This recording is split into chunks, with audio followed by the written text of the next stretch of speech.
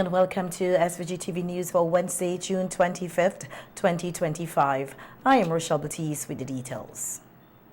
Just over 900 students graduated yesterday from the St. Vincent and the Grenadines Community College, marking a significant academic milestone for the tertiary level institution. The ceremony held at Victoria Park in Kingston celebrated students who successfully completed various programs across the college's 5 academic divisions.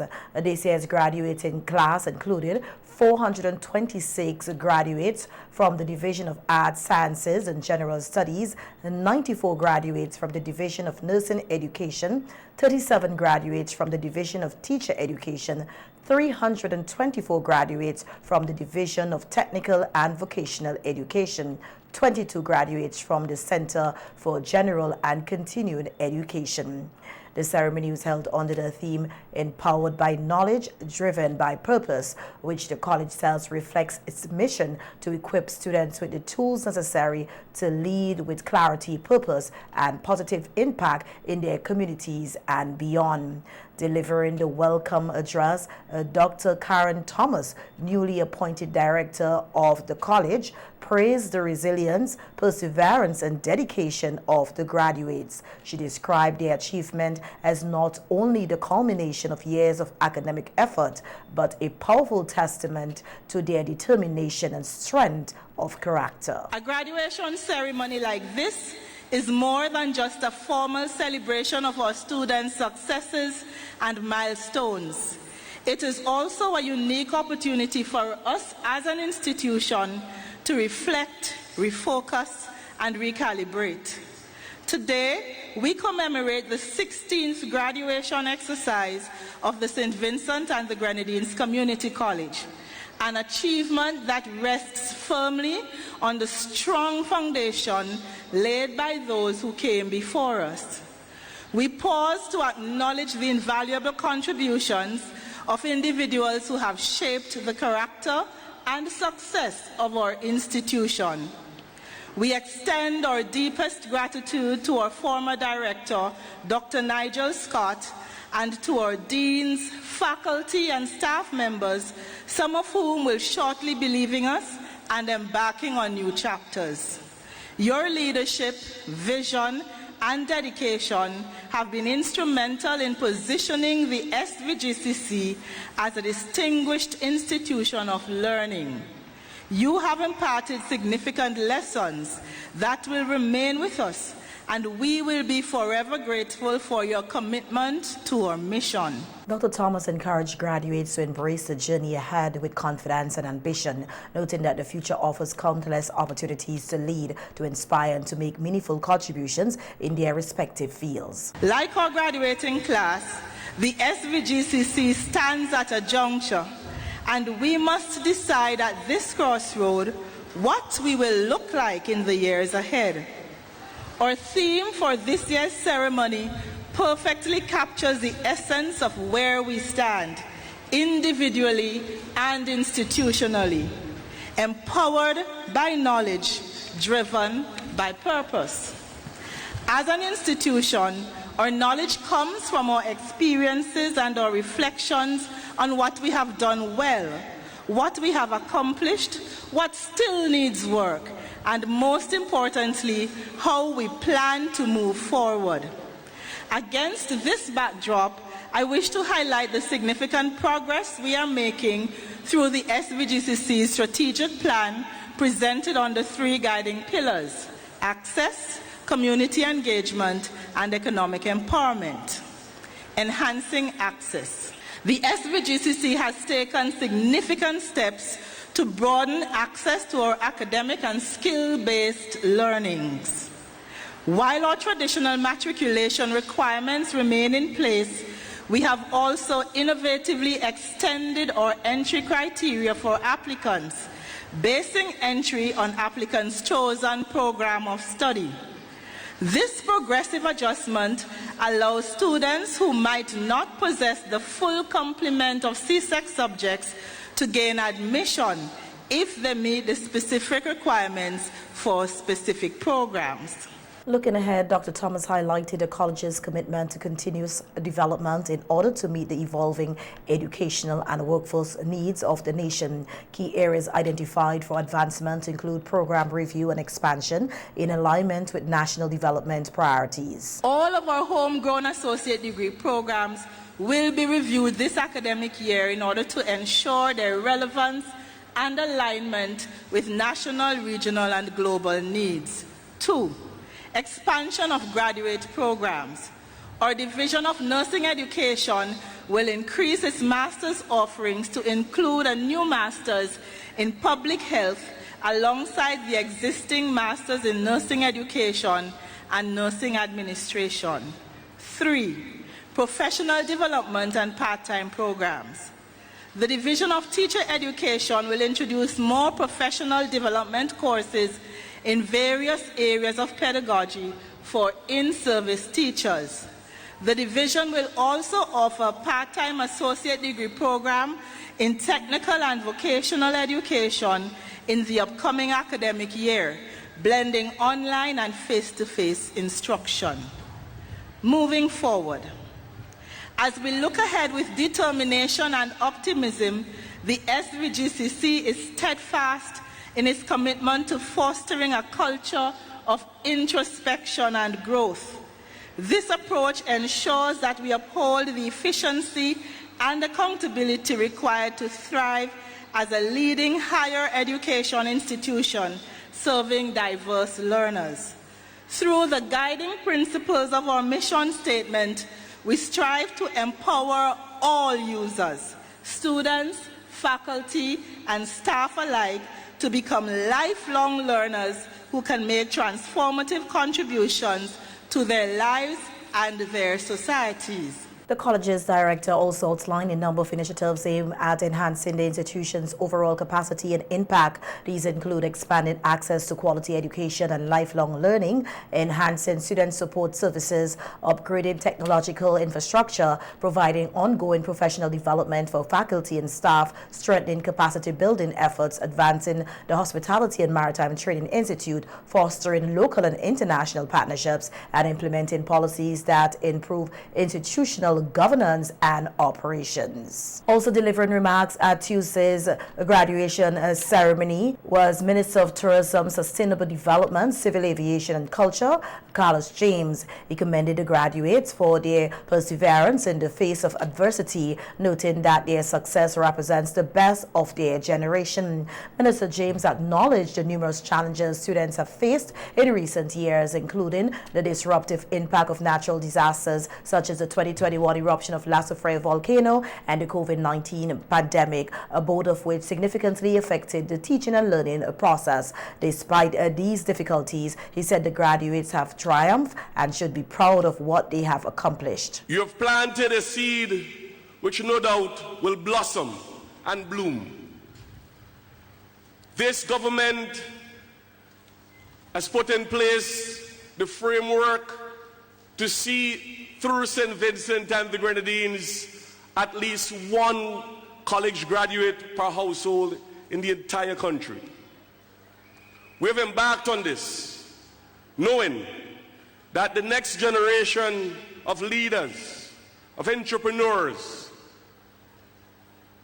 of civil engineers, teachers, doctors, farmers, scientists will propel and transform and continue to transform our economy and the continued build out and prosperity of St. Vincent and the Grenadines. We are a young, developing island nation, and this government has ensured that we have invested in you, our youth. We have invested heavily in education, because we value what our young people and their contribution to our society and what it plays. There are many people who will be critical of our young people today, but I want to assure you here that you are a beacon of hope. You hold high the banner and the flag of this country. Every time you leave your parents' home and you step out, remember that this generation and this country is depending on you and for you to succeed and to do well, because our transformation as a country and our development rests on your shoulders. The featured speaker at the ceremony was Professor Justin Robinson, a proud Vincentian and internationally respected academic. Professor Robinson currently serves as principal of the University of the West Indies Five Islands campus in Antigua and Barbuda and Pro-Vice Chancellor for Academic Industry Partnerships and Planning at UWI. In his keynote address, Professor Robinson congratulated the class of 2025 and urged them to view their graduation not just as an academic achievement, but as a launch pad into an era of unprecedented global change and opportunity. There's an old Chinese saying, may you live in interesting times, and your times are fascinating. We've got AI that writes poetry and calypsos, climate change producing storms and reshaping the coastlines, and a world that is on fire. We have war in Ukraine, Palestine, Iran. We have a US president who bombs Iran, declares a ceasefire between Iran and Israel. And when he hears that the ceasefire is not going, he says these are two countries that have been fighting for so long, and he says this in public, these are two countries that have been fighting for so long that they don't know what the F they're doing. This is the world that you are graduating in, where a lot of the old rules don't exist anymore, and you have to learn to exist in this world. Now, how do you in Little St. Vincent make your way in this world? And my message to you, which I've cut in half, is that in this new world, your mission, or what you need, is world-class innovation from your home base. Your mission is to become world-class while staying rooted in who you are. The old model, get educated, go abroad, get a job, send some money home, come back and retire with a big house on the hill. That model is broken. We live in a world now, if you're applying for a visa to attend a US college, you have to change the settings on all of your social media to public so that any random comment or post that you made at some point in your life can be held against you. And Prime Minister Dr. Ralph Gonsalves has expressed satisfaction with the performance of students in the 2025 Caribbean Primary Exit Assessment CPEA. Speaking on radio today, Prime Minister Gonsalves said he is pleased with the number of students who passed the exam, noting that although there was a slight decrease in the overall pass rate compared to last year, he remains proud of the efforts and achievements of the nation's primary school students. I note that of the 1,470 persons out of the 1,682 who wrote the exams, 87.34% met the prescribed standard. Last year was slightly above, 87.68. And so the quote-unquote pass rate is 87%. And I want to begin by saying that I want to congratulate all the students, all 1,470 of them, all 1,682 of them who wrote the exams. The Prime Minister also pointed to the broader progress in the country's education system, describing it as part of a revolution that continues to provide Vincentians with greater access to education and relevant skills training. This important aspect of the education revolution has transformed our country in innumerable ways, including lifting the level of skills. Because if you have a basic secondary education, it's easier for you, a good basic secondary education, it's easier for you to acquire skills in the modern economy. Yes. because we knew that we're going to see a transformation in the economy. Remember the banana preferences in the market in Britain had been brought practically to an end. And without the education revolution, we not have been able to successfully make such a large-scale transition from a goods-based economy to a service-based one. The Caribbean Primary Exit Assessment, CPEA, is administered by the Caribbean Examination Council and serves as a standardized assessment for students completing primary education across several Caribbean countries. In other local news now, we hear that water utilities across the Caribbean are being strongly urged to strengthen their operations and water distribution networks against the growing threats posed by climate change. This call to action came today as the 8th Regional Water Operators Conference officially opened at Beach Cromer's Hotel here in SVG. The three-day event brings together more than 100 water professionals from across the region under the umbrella of the Caribbean Water and Sewage Association. Delivering remarks at the opening, Terrence Smith, a professional engineer and consultant from Grenada, stressed the need for proactive measures to mitigate the risk associated with increasingly severe climate events, particularly hurricanes. Smith recommended that regional water utilities consider subscribing to quick parametric insurance schemes designed to provide immediate financial support in the aftermath of natural disasters. He also emphasized the importance of managing non-revenue water that is produced but lost due to leaks, theft, or metering inaccuracies as a critical step toward improving efficiency and resilience. You expand non-revenue water management in your distribution systems. Further to the NRW, the non-revenue water unit transforms how we tackle water loss by connecting leaks, metering, and customer issues into one strategic response.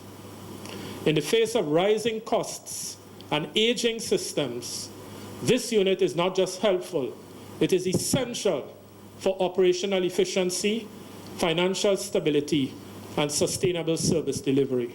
In addition, Smith urged utilities to embrace a forward-thinking approach by implementing integrated water resources management. He explained that integrated water resource management offers a framework for understanding the role of water operators in ensuring the sustainable management of water resources, especially in light of climate change. Considering the assistance provided to our sub-region by the international community through various projects and programs, an implementation rate of 36% in 2023, I'm sure you would agree, is not satisfactory.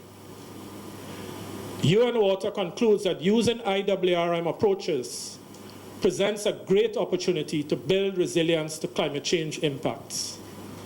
I suggest, Madam Chair, that IWRM offers the best chance to build resilience of our water systems. I suggest further that if you water operators commit to individually and collectively increasing your knowledge and understanding of the IWRM process, carrying out research, collecting data, and identifying management instruments applicable to your respective water systems, it could turn out to be your major contribution to the sustainability of the region's water sector. Throughout the conference, participants will explore a wide range of issues affecting water operators across the Caribbean. The primary goal is to strengthen the sustainability of water utilities by enhancing the quality and reliability of service delivery while fostering regional collaboration. Discussions will include strategies for reducing water loss, improving infrastructure, adopting digital tools, and ensuring water security in vulnerable communities. The Regional Water Operators Conference is a flagship event hosted by the CAWASA, aimed at building capacity, sharing best practices, and advancing sustainable water management across the Caribbean.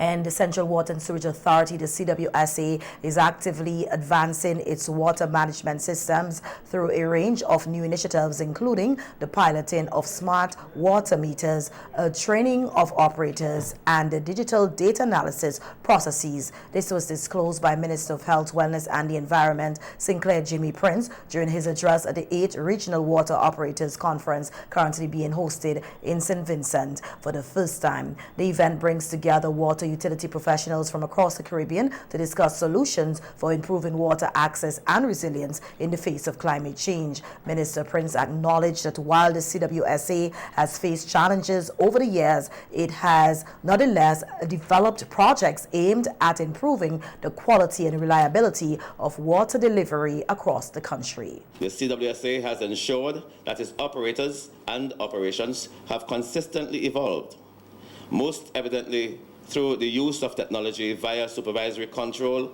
and data acquisition system installed on the network to facilitate remote monitoring and operation. The authority also completed installation of its Geographic Information System, the GIS, which serves to map its total network and assist with data analysis. Currently, the authority is reviewing the effectiveness of a sample of 200 smart water meters.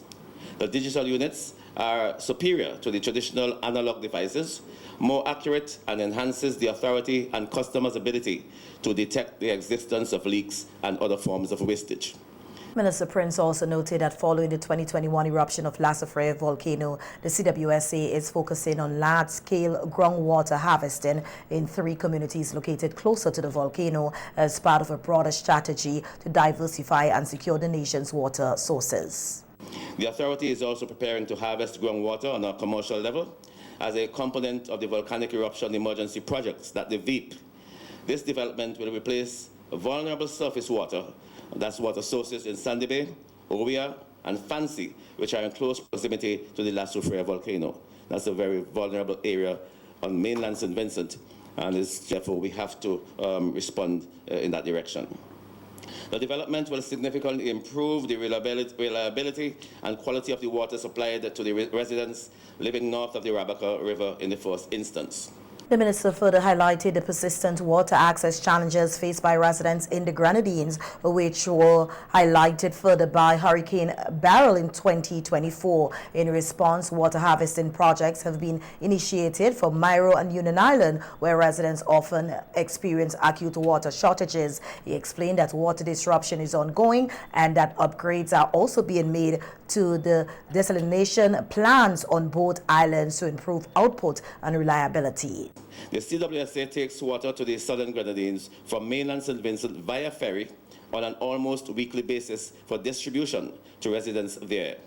A total of approximately 2 million gallons have been distributed thus far.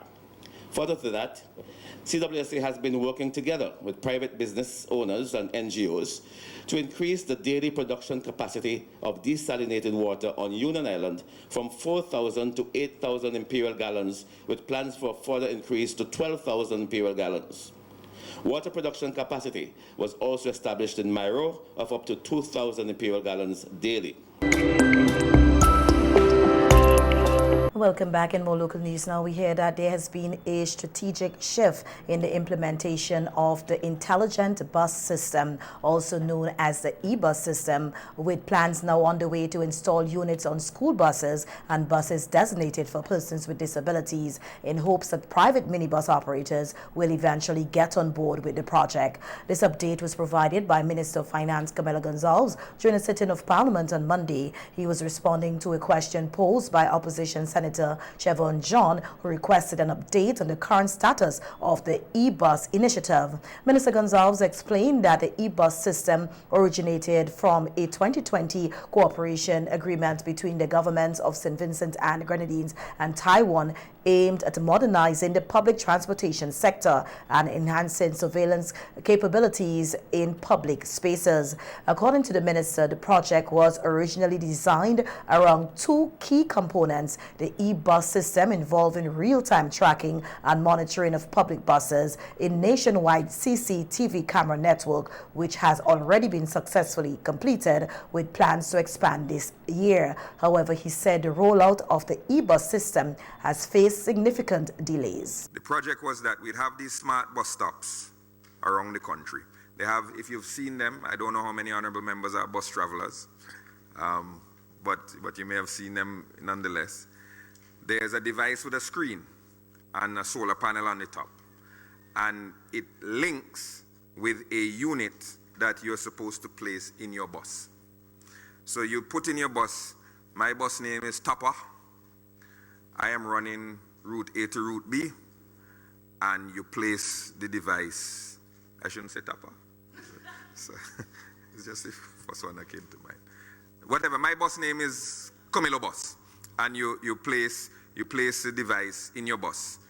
It can fit under your dashboard, in your glove box, under your seat. It's not a large device, and it would transmit to these bus stops your location. So if you know that you want to wait for Camilo Bus to go to Sandy Bay, you'd be able to look at the screen, and it would say that Camilo Bus is currently in Kingstown and is 10 minutes from your location. Or is currently down at the Leeward Bus Terminal, you're waiting at Peacemore, it will be here in 5 minutes. That was the intent of the project. And this is something that has worked we weren't inventing the wheel here. This is something that works in other countries. And so we installed the 40 e-bus stops, and we received the 200 units. This is grant from the Taiwanese government, and we had consultations with the minibus sector before, during, and after the establishment of the completion of the e-bus project, to encourage them to place these devices in their vehicles. While at the beginning of the consultation, members seemed willing so to do, at the point of delivery, people began to say that just like the CCTV want to watch you from the sky, the government is trying to watch you, where your bus driving, where your bus going, how fast your bus going, and all the rest of it. The finance minister revealed that initial installation efforts began in 2022 with 34 TCUS installed on privately owned public transport vehicles. That number later rose to 43 units, but the momentum stalled soon after, pointing out that by 2023, most of the bus operators who had installed the units began turning them off, and since then, there's been limited interest in accepting additional installations. There were various, we explained to people that you could turn them off, so after hours, if your bus is not on duty, you could switch it off and so on. So nobody trying to, this is a customer service initiative. But there was very little uptake. And the e-buses themselves, the stations themselves, began to sustain some vandalism and defacing. A number of the solar panels were liberated. And from the original 40, we're down to about 30 of the stations currently. They have been damaged. So the theft of the solar panels was an issue. Some of them were damaged in accidents. Some people drove into one or two. So we've lost about 10 of the stations currently. Not lost, but they're down. They're not operational at the moment. And we had conversations at the policy level about what sort of incentives we could give to the driving community to encourage them to take the units and turn them on. We thought of both carrots and sticks, if you want to put it that way. But there has not been in taking the carrot, and we don't have any interest in using the stick. That's basically where we are. In light of these challenges, Minister Gonzalez said the government has adjusted its approach. The new focus is to implement the system on government-operated vehicles, particularly school buses and buses used for transporting individuals with disabilities, which fall under state-controlled and are easier to manage operationally. The minister expressed hope that successful integration in these controlled environments will demonstrate the system's value and eventually encourage private operators to adopt the technology voluntarily. And we hear that restoration work on Fort Charlotte has been delayed, with construction expected to resume later this year under a new contract. According to Minister of Tourism, Civil Aviation, Sustainable Development and Culture, Carlos James. The minister was responding in Parliament to a question from opposition MP Daniel Cummins, who inquired about the project status and its anticipated completion date.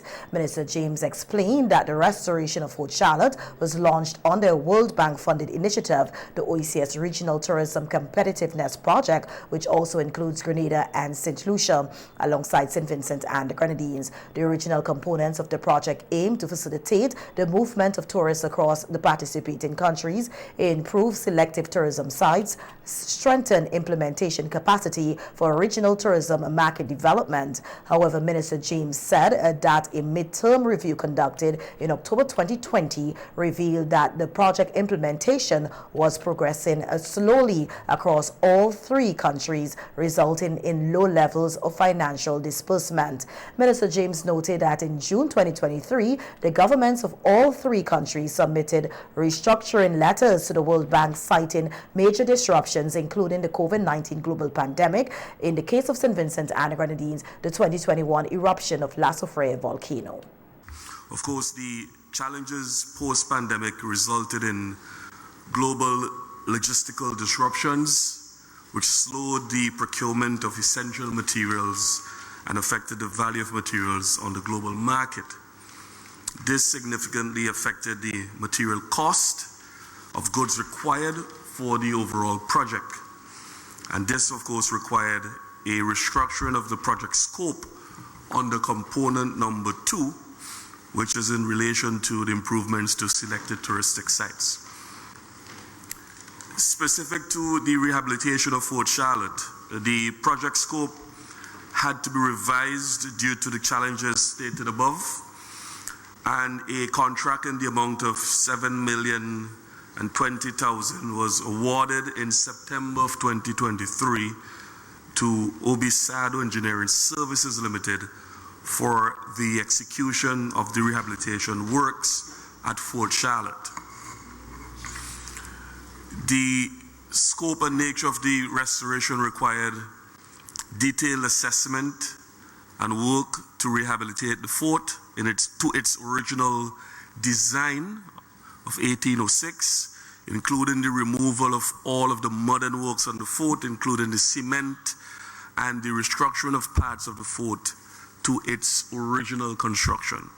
So, of course, those who are familiar with the project will know sometime prior there was some rehabilitative work, and they had gone about the work in a, I would rather say, Madam Speaker, a way that was not conducive to the historic nature of what the fort was. In fact, mortar and cement was casted on the original wall of the fort, Madam Speaker.